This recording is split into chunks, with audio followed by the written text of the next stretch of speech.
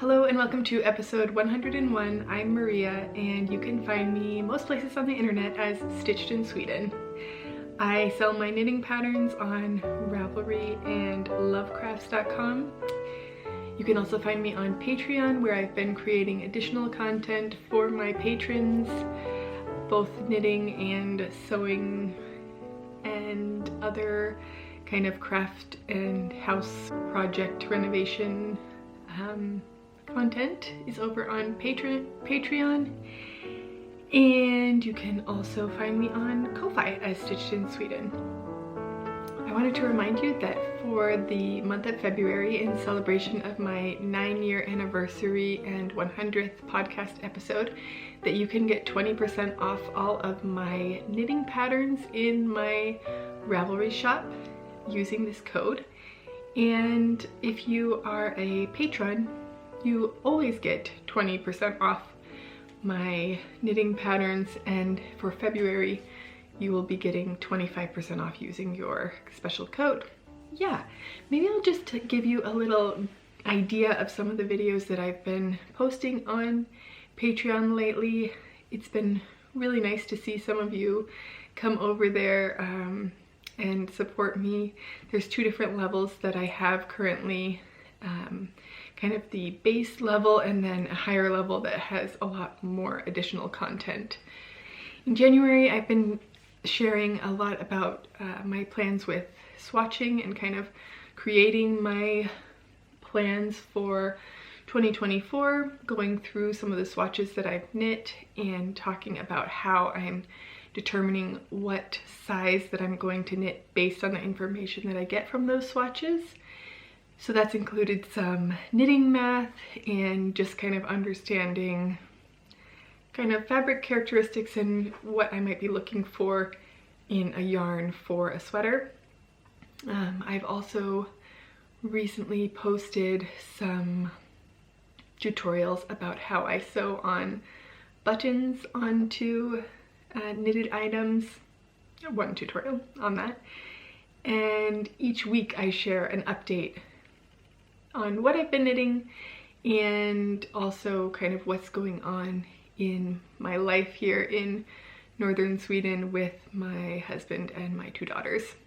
I also have a monthly update, and recently I've been recording more videos on how I store my yarn and fabric stash, as well as my patterns actually, and how I kind of organize and catalog those. We're doing an update to Nora's bedroom, my youngest daughter, both in preparation for the baby, but also just to kind of finish that room because it's one that has been sort of left to last. That planning process and spruce up, I guess you could say, is also something that I'm sharing over on Patreon. So I post usually about 1 video a week at the moment, 1 post with some sort of making content in it once a week, and then I also post the weekly kind of roundup update of what's been going on that week. So I'd love it if you would join me over there. You can choose kind of what level you support at. And yeah, I just really appreciate all of you who are already over there. So today I thought I would share with you just what I've been working on the last couple of weeks and a couple of finished projects. Actually, most of the things that I will share with you today are finished projects, and it will be quite a sewing heavy episode because I've recently done a lot of sewing this weekend. And I hadn't done any sewing for all of January. And mostly that was because my parents were visiting, and sewing is something that I do when I'm on my own. I was struggling to come up with the word for this last time, but it's more of a solitary activity, whereas knitting I can do sitting on the couch talking to other people or watching a movie with somebody. Sewing is something that I do more in my own time when no one else is around. So in February I decided to jump back into a few projects, and whip up a few things for my girls. I'll start out with what I made for Eloise. She recently has decided that she doesn't like the pants that she has. It's still pretty cold here and it will be for quite some time, so I made her 2 new pairs of leggings. The first one is in a cotton spandex jersey fabric, and this is a floral pattern that I bought from Tig Drabmar, and I made her the brindle and twig leggings. I think they're number 2 or number 22. Just their kind of basic leggings, which I use for pretty much all legging patterns.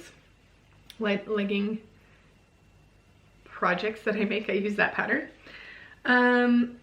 I finished them off with a little name label, and yeah, they just come together really quickly.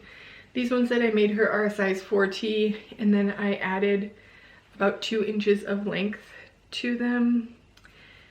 I did that because when she was wearing another pair of her leggings recently, I thought they were looking kind of short, but then when she put these ones on, I have to roll them up by about 2 inches, so I think I should have just made them the normal length, and I might end up cutting off some of the length and re-hemming them. I don't know. She hasn't really worn them yet, except last night she randomly decided she wanted to wear them to bed. So we'll see what happens with those, but they'll be good for spring and summer, and whenever she grows a little bit more or not, she can also just wear them cuffed, and that works too. So I also made her another pair of those leggings. These are in a merino jersey from We Are the Fabric Store, or The Fabric Store. And it's the same pattern, brindle and twig leggings. Here I have her name label sewn in there. And when I make jersey items, so these are 100% merino jersey, but regardless of whether it's merino jersey or cotton jersey, I pretty much make the entire project on my serger, my overlocker. So the seams are sewn directly with my serger, and then I use my cover stitch machine to sew the double line that gives you kind of this stitching on the back. I use that to finish all of the hems and waistband. Yeah, that is how I do 90% of my sewing when it comes to jersey, and probably about 90% of my sewing is jersey, so it works out really well. The last thing, or not the last thing, but another thing that I made for Eloise is this long sleeve t-shirt. This is the Lowland Kids curved hem tee. It comes with a long sleeve and short sleeve version. I make this pattern a lot, but I eliminate the curved hem.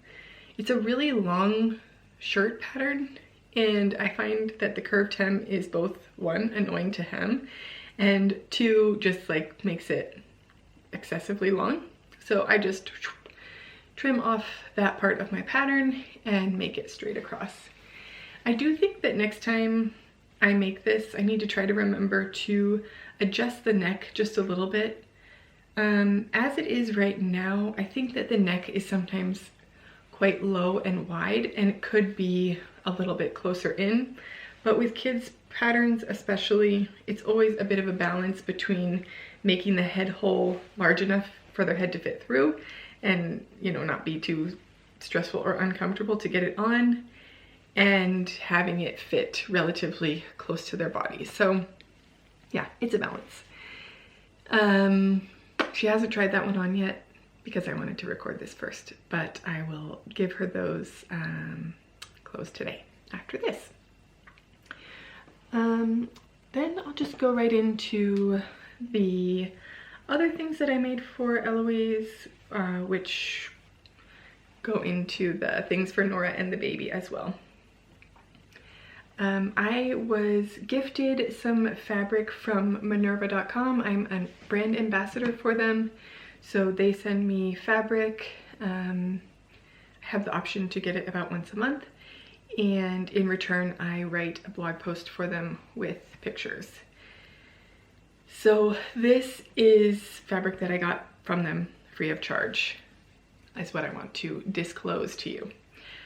This is a pointelle jersey. It's 100% cotton, which is not something that I usually use when I'm sewing jersey. Most of the time I sew with a cotton elastic blend, but this particular jersey is 100% cotton. And I think that that just means that it has a little bit less recovery than you have when you have a elastic content in there. So I thought that this fabric would be perfect for pajamas. I made, this is another curved hem tee with a straight hem, and it's the short sleeve version. This is the size 4T, and this one is for Eloise. I made a matching one for Nora, so they each have one of these. Hers is a size 2T, but they're very similar. I think that they could probably both wear the same one, really. They're very, very similar. So I made them each a curved hem tee, and then I also made them each a pair of shorts. And these shorts and the t-shirts will be intended to be used as summer pajamas for the girls. The pants pattern, the shorts pattern, is the ribbed leggings, which is a free pattern from Lowland Kids. And I use a lot of Lowland Kids patterns for sewing. They're mostly jersey patterns, if not all of them. These come up, you know, they just whip together really quickly. I have their names in here, not because they're gonna bring them to school, which is why I usually have their names in there, but so that we can distinguish them because they're exactly the same and they're really quite similar in size. So unless you have both of them and are holding them up together, like, they are pretty similar. So one is a 4T and one is a 2T. Nora tried hers on last night and she was pretty excited about them. So that's always fun and rewarding. Finally, with that fabric, I made a little set for the new baby, who will be born in May. And it will still be cold here in May, so I made her a long sleeve baby snap suit, I think it's called, and I still need to put the snaps on this onesie, but I did the long sleeve version. This is the newborn size, and Lowland Kids baby snap suit, if I didn't say that. So that one will get paired with these little nuggets.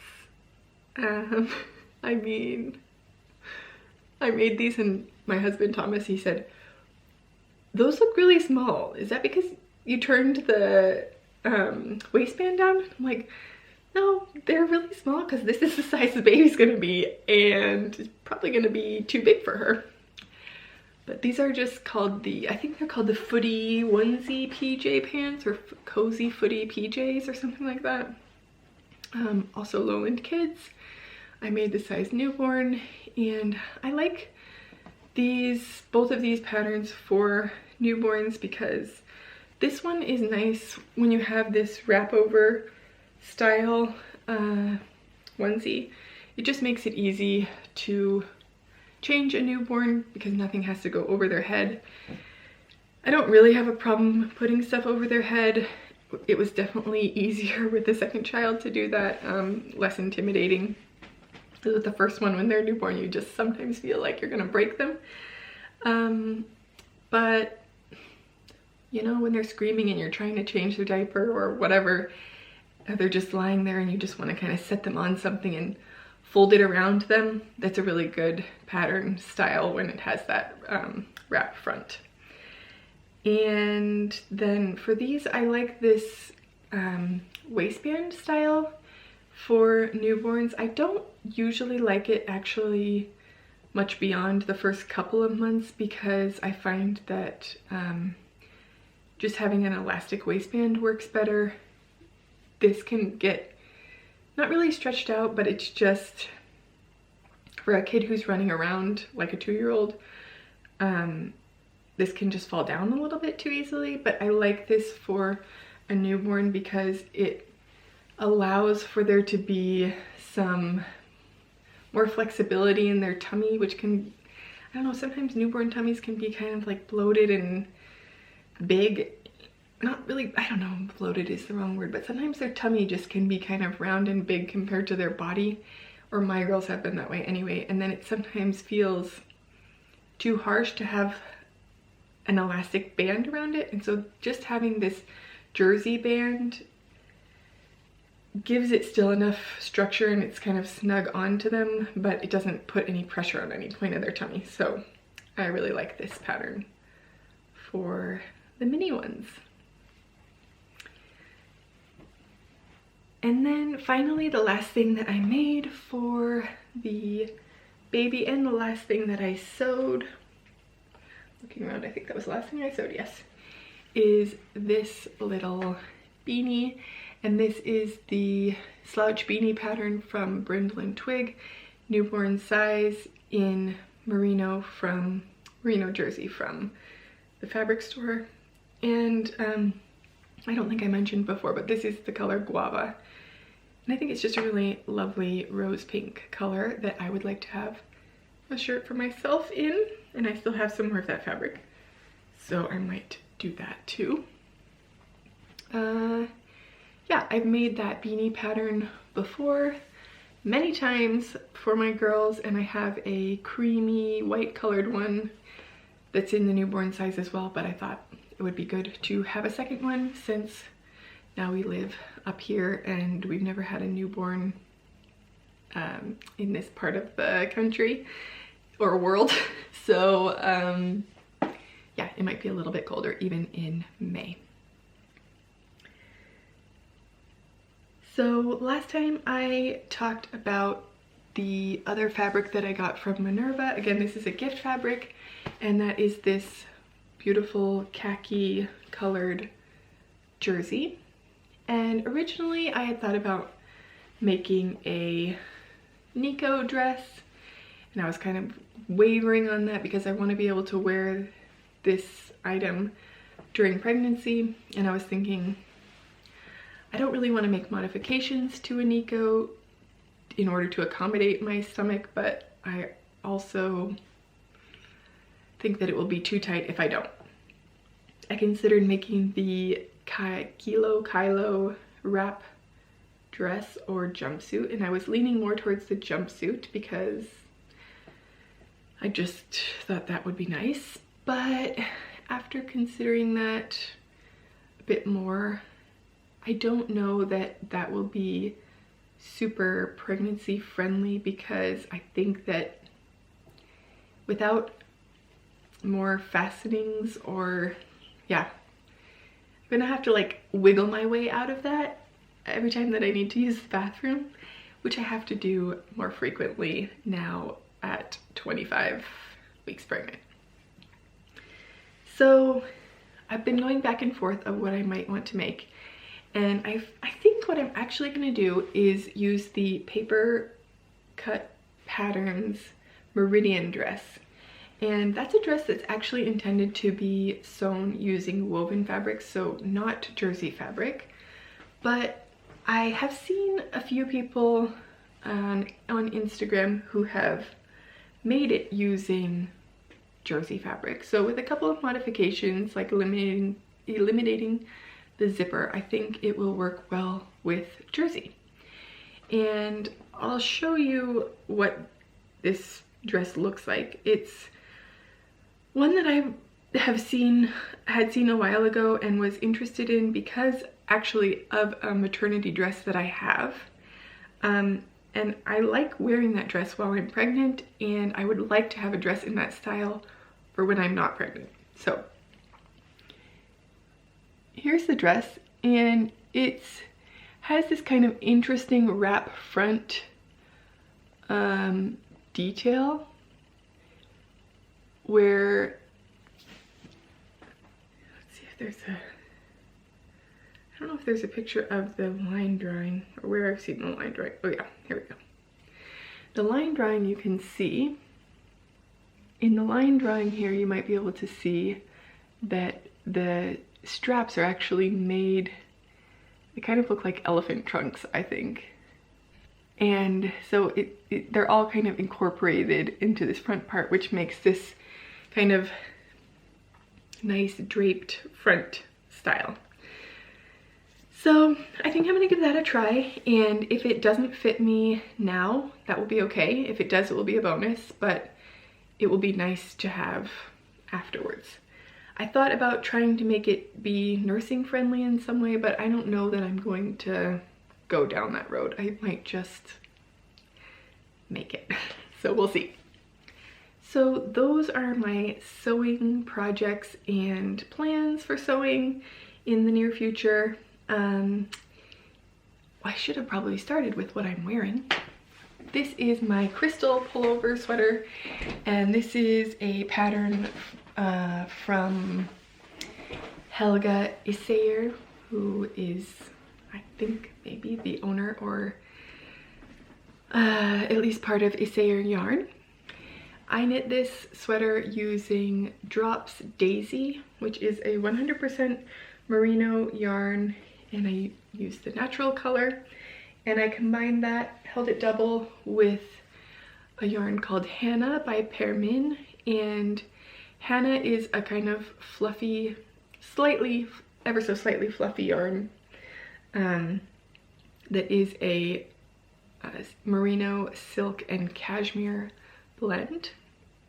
And I used the color Sand, which is kind of a beigey, pinkish color that gives this sweater overall a really nice, slightly heathered effect. I'll show you my swatch because I'll be able to show it to you a little bit closer. Here you can see the two yarns, how they work together and what they look like on their own.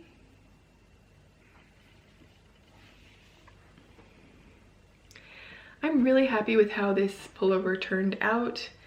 I'm excited to wear it when I'm not pregnant, because right now I have it tucked in to my maternity jeans, which is not the most attractive look, but I didn't really feel like pulling it over my stomach, and it just, like, that doesn't work either.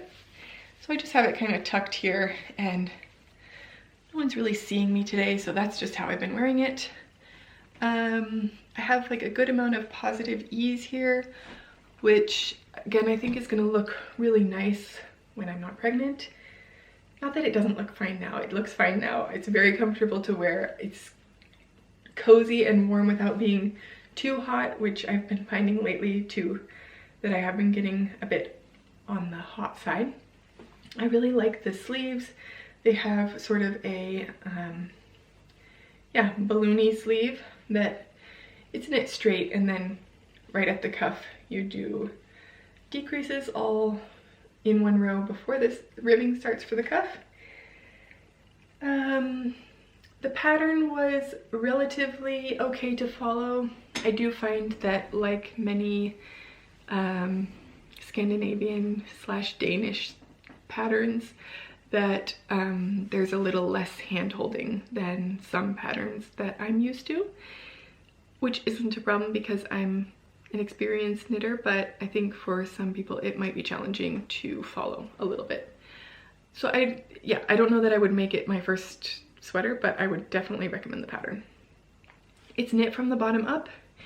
You separate the front and back and knit the back, do a little bit of shaping for the shoulders, and then you knit the front with the V-neck here. You pick up for the sleeves and knit down, pick up the V-neck, and I did a Italian tubular bind off everywhere. I think it looks really nice. What else can I say about this?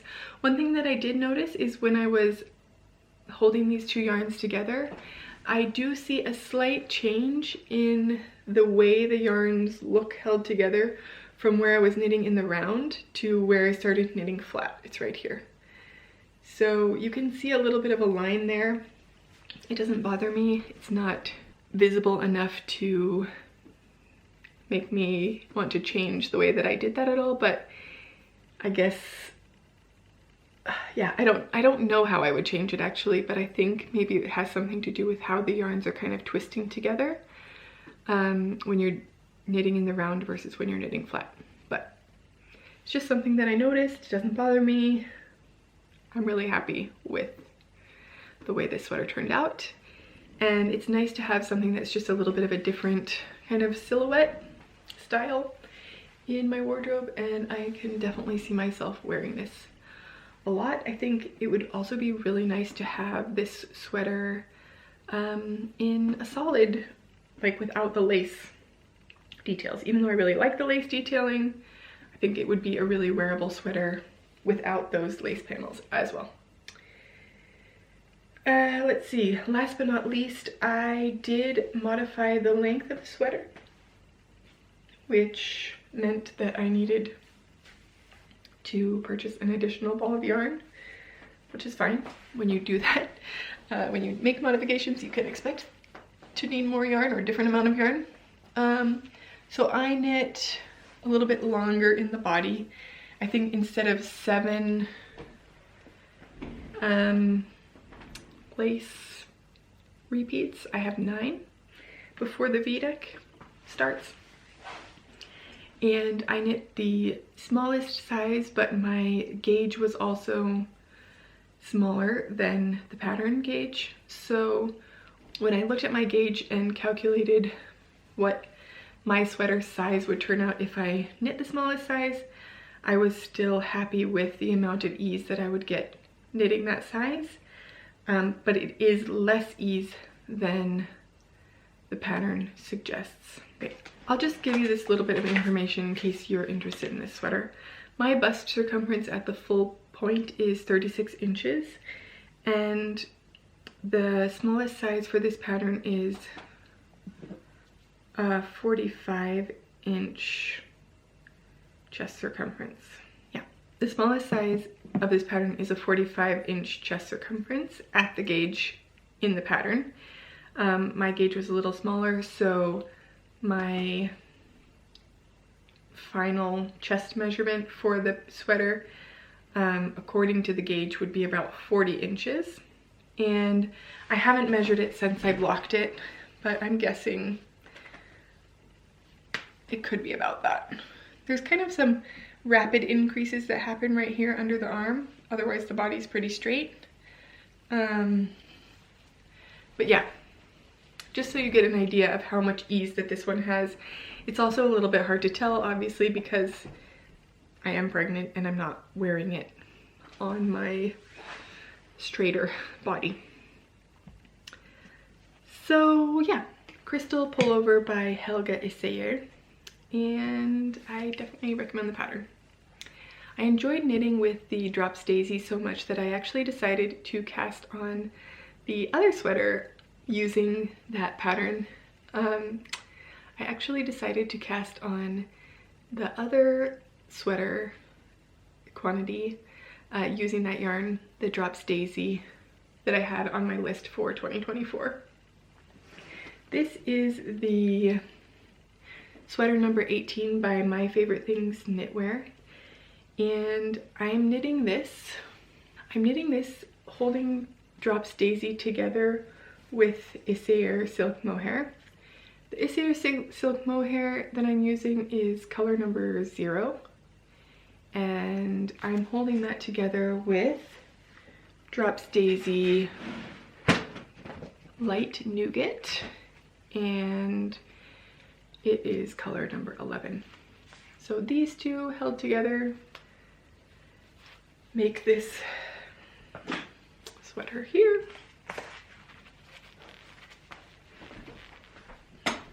I'm really happy with how this is turning out. It's super squishy and cozy feeling, really soft. This is a pattern which is knit from the top down, and you start with the back and then pick up some stitches along the shoulder here and then do the front, and then at the armhole, like the back and the front are knit separately up to the armhole, and then you join in the round and end at the hem. You pick up the stitches around the neckband and knit ribbing for 3 inches or so. In the pattern, it suggests that you knit those ribbing. In the pattern, it suggests that you knit that ribbing and then pick up stitches along the inside of the neck and knit 2 together with the live stitches on your needles, and then bind off those stitches around the inside of the neckband. Typically when I'm doing a folded over hem like this, or folded over neckband, I am knitting it from the top down. And then I do so I would be starting with the ribbing, knitting the ribbing, and then folding it inside and knitting 2 together around the circumference of the neckband. And I think that works really well when you're doing it from the top down, because it still is a very stretchy edge. In my opinion, when you're doing it this way, that the ribbing is last and you're binding off at the same time, so you're knitting 2 together and doing a bind off stitch, which is just, you know, like bringing the last stitch over the previously worked stitch. To me, that makes a neck edge that is too tight. And that's personal experience, personal preference. For me, it's too tight. I'm not saying that it won't work for you if you do it that way. It might. I decided instead to, also because I think it makes a neater finish, instead I decided to go, I turned my whole sweater inside out, and then using the same size needle, I picked up stitches along the kind of selvage edge for the neckband, and I made sure that I had exactly the same number of stitches that I had for the ribbing on that part. And then making sure that they were aligned, I then did the Kitchener stitch around the inside of the neckband, Kitchenering the stitches that I had picked up together with the stitches that were live on my needles. I think personally the Kitchener stitch gives a lot more give. It's much stretchier bind off, and that's why you use, for example, a sewn bind off when you want to have an edge that's really nice and stretchy, like at a cuff or a hem or a neckband. That's one of the benefits of using that kind of sewn bind off method. So by Kitchenering those 2 sides together, it's in a way a sewn bind off, and I think it just adds a lot of flexibility and stretch to that neckband so that you don't have a hard edge along here. I think I'm just going to be happier with that. I tried doing it the way that the pattern suggested at first, and I got, you know, a couple inches along and thought, no, I don't like the way that it looks on the inside of the sweater, and I think it's going to be too tight. So I backed up and did it again in a different way. I still have the sleeves to knit for this. I just picked up the stitches for the first sleeve on one side, and I did sort of steam block most of the sweater except for not this bottom part. so that I could try to get an accurate representation of the length of the sweater, what the length will be once it's blocked, before deciding where I wanted to finish the hem. It's also a little tricky to decide where to finish the hem because I can't really try on the sweater and get an accurate way that it's gonna fall. But I am able to look at the back of the sweater, you know, like my back is still the same. I can see like where my pants are and kind of how long the sweater should be based on my back length, or holding up a sweater that I know fits me well. So yeah, that is my favorite things knitwear sweater number 18 in Drops Daisy and Issair Silk Mohair. Really enjoying that project. I did also finish Eloise's Pop Rocks pullover, and that is a pattern that I'm currently working on with test knitters. So thank you if you're a test knitter. They are all knitting those up right now and they're turning out beautifully. I have the pattern all written up obviously because the test knitters have it, but we're just going through and finding some adjustments to make things more clear and correct some parts that needed adjusting, and I'm hoping that will be out in a couple of weeks. She has her sweater on at school at the moment, so I don't have it here to share with you, but I will pop in a couple of pictures here that I managed to take of her. She really likes it, and I'm just happy to see it kind of in action and fitting well. Last time you saw it was very much finished. It just, I think, needed to have the ends woven in or clipped off or something and maybe blocked. But yeah, it is done and will be available shortly. The last thing that I'm working on at the moment is the EIRA, E-I-R-A hat pattern in Durium Natura yarn. That's really a deep purpley magenta color, and I haven't knit that much on it since last time because I was focusing on both the crystal pullover and also sweater number 18, and the hat just kind of, it's meant to be a long-term project that sort of comes along with me to doctor's appointments or yeah, in my purse if I go somewhere, just to get a few rows in here and there, but it's nothing that I'm like trying to power through because I have a few months until that one is due. That's it in terms of my knitting. I am not exactly sure what I'm going to cast on next, but I will be swatching probably for the porcelain sweater next. This is another sweater that's in my box of yarn for 2024 in my plans.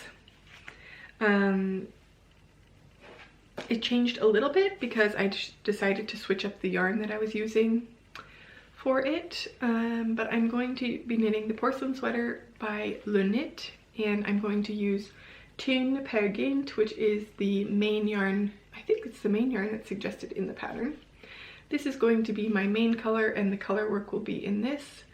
This is color 2641, and this is color 2652. Originally I had these yarns paired with Drops Kid Silk, and I have since changed my mind and decided that I'm going to pair it with Durium Natura Bernice, which is just becoming my favorite yarn. Not really, but it's becoming a yarn that I really like a mohair yarn blend that I really like. This is 55% Super Kid mohair, 25% silk, and 20% wool. And I have this color, Ogert, I forget, I'll put it here. I have this in my stash, which I was going to use for the jumper cardi, but I have a different yarn for that now. I think this will be best paired with this. And the color work will be with this chocolate, chocolade, now I can't like think about French and Swedish being different, but chocolade chaud, it's like hot chocolate, which is a really warm, soft brown that I think will pair nicely with this, even though it's a slightly different color, but I think that they will knit up together really beautifully. The original pattern I think uses Tin Silk mohair from Sandnes Garn for the mohair, and I personally don't prefer that yarn because I find that mohair to be scratchy. Even though like it's probably not, it's just, for me it is. So I'm probably going to swatch with that next, but I don't know that that will be my next main project on the needles. I also got yarn recently to make the little lamb project that I pretty sure I shared last time, and so I might take a little break from sweaters and make that or start it, but we'll just have to see. I have one final sort of mostly finished thing to share with you.